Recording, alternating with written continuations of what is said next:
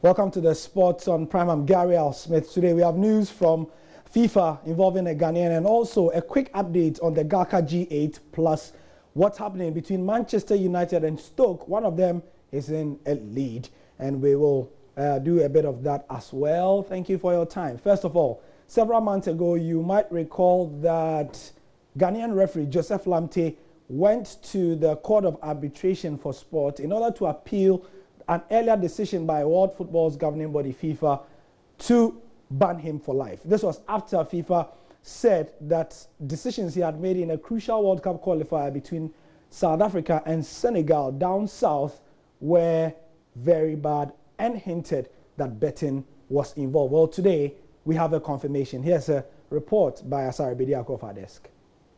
FIFA has taken note of the motivated arbitral award of the Court of Arbitration for Sport, confirming the lifetime ban imposed by FIFA's disciplinary and appeals committees on Ghanaian match official Joseph Lamptey. FIFA's judicial bodies had banned Mr. Lamptey for life for breaching Article 69, Paragraph 1 of the FIFA Disciplinary Code during the 2018 FIFA World Cup qualifier between South Africa and Senegal on November 12, 2016. In its ruling, CAS concluded that Mr. Lamptey had intentionally taken two wrong decisions with the sole purpose of enabling a specific number of goals to be scored that will make pertinent bets successful. CAS concluded that there was an obvious link between these intentionally wrong decisions and a deviation from an expected betting pattern, and consequently found Mr. Lamptey guilty of having unlawfully influenced the result of the match. The CAS decision underlines FIFA's commitment to protecting the integrity of football and its zero-tolerance policy on match manipulation, while also highlighting the effectiveness of its current agreement with Sports Tradar that uses their fraud detection system, which played an important role in this case.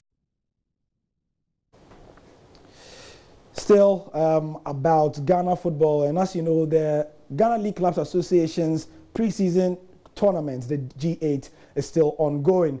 It's been interesting because Kotoko are in and through to the next round. Hearts also are in and through. Adriana did not make it. For a quick update and a wrap of this weekend's action, I'm joined by Nanaya Frimpong, a Ghana football enthusiast, as well as a Kotoko man. Nanaya, thank you for your time.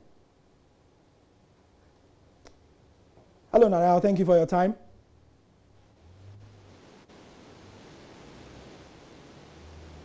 Hello? Okay, we will try and get back to that story momentarily. A former Manchester United legend, as we go abroad, has been appointed as manager of Wales. He's in the person of Ryan Giggs. Giggs was unveiled as the new manager of Wales, having agreed to take over a position left vacant since last November, when Chris Coleman decided to step down following their failure to reach this year's World Cup finals in Russia.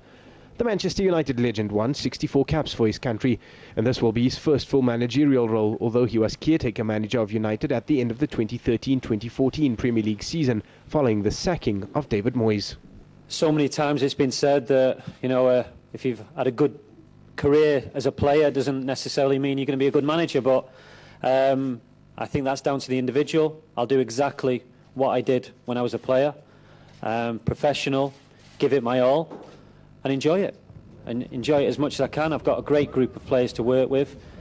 A group of players who have been so successful over the last 4 or 5 years. Unfortunately, we didn't qualify for the World Cup, but who can forget the Euros? As a proud Welshman watching them in France, I want to get us back there. And with the group of players that we have got, we should be there, and it's my job to get us there. Giggs then became assistant coach to Louis van Gaal, but left the role when the Dutchman was also sacked and Jose Mourinho took over the reins. The Football Association of Wales selected Giggs over fellow former Wales internationals Craig Bellamy and Mark Bowen. The former left-winger stated he will be seeking the advice of former manager Sir Alex Ferguson. Yeah, I'd be stupid not to. Like you say, he's one of the greatest managers, if not the greatest manager that's ever lived. So, yeah, I've spoke to him over the last 24 hours. I'll speak to him in more depth, but also I want to be my own manager, and I'll take bits from managers that I've worked under, both at club level and international level. But I'm my own person. Giggs, who has signed a 4-year contract, is yet to put his coaching team in place. And in the Premier League, it was a weekend where we had the biggest upset of the season. After 30 games, Man City were beaten by Liverpool, giving a lot of impetus to the clubs behind them on the table, one of them being Manchester United. They are playing at Stoke at the moment. Let's see how that one is going. Antonio Valencia responsible for that scoreline. United up by 1-0 at Old Trafford against a Stoke side who announced earlier today that Paul Lambert, former Villa and Norwich coach, is their new boss.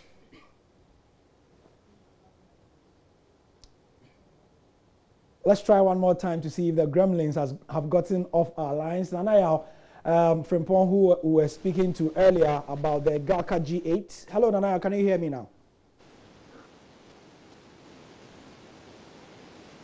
Hello, Nanaya.